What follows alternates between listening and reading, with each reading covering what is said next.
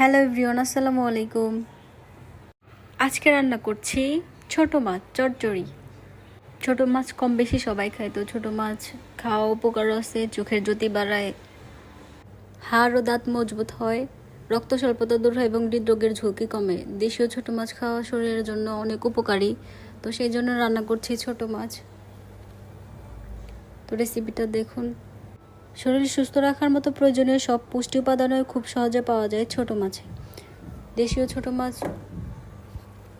এখন সচরাচর সব জায়গায় পাওয়া যায়। এখানে আমি পেঁয়াজ আগে থেকে কেটে রেখেছিলাম, পেঁয়াজ আর মরিচ সেটা দিয়ে দিয়েছি।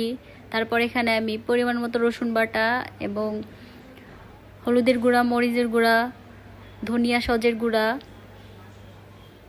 জিরার গুঁড়া, তেল, লবণ সব কিছু দিয়ে ভালো করে আমি মেখে নিচ্ছি। তো চচ্চড়িটা মেখে দিলে ভালো হয়, মেখে দেওয়ার সময় যে গ্রানটা আসে গ্রানটাও অনেক সুন্দর হয়। তো দেখুন আমি ভালো করে মেখে, তো আমি এখানে ধুন্দুল এবং আলু দিয়ে দিয়েছি। ধুন্দুলও শরীরের জন্য অনেক উপকারী একটা সবজি।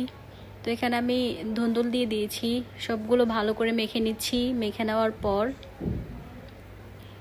এটা যখন সম্পূর্ণ মেখে নেওয়া হয়ে যাবে, তারপর আমি এখানে মাছ দিয়ে দিব, মাছ দিয়ে দিচ্ছি। তো মাছ দেওয়া হয়ে গেছে, এখন আমি মাছের সঙ্গে সবগুলো উপকরণ ভালো করে আবারও মেখে নিচ্ছি। মেখে নেওয়ার পর আমি এটাকে চুলায় বসিয়ে দিয়েছি। চুলায় বসিয়ে দিয়ে এখন আমি এখানে পানি দিয়ে দিচ্ছি।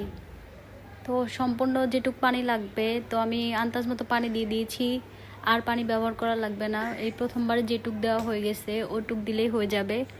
তো আমি ভালো করে পানি দিয়ে চুলাতে বসিয়ে দিয়েছি। দেখুন এটা 5 মিনিট রাখার পর এরকম হয়ে আসছে। তো চচ্চড়িটা প্রায় হয়ে আসছে, সব কিছু সিদ্ধ হয়ে গেছে, লবণটাও একদম ঠিক ছিল, ঝাল লবণ সব কিছু একদম পারফেক্ট ছিল। তো রান্না একদম কমপ্লিট হয়ে গেছে। এখন চুলাটা বন্ধ করে দিব, তাইলেই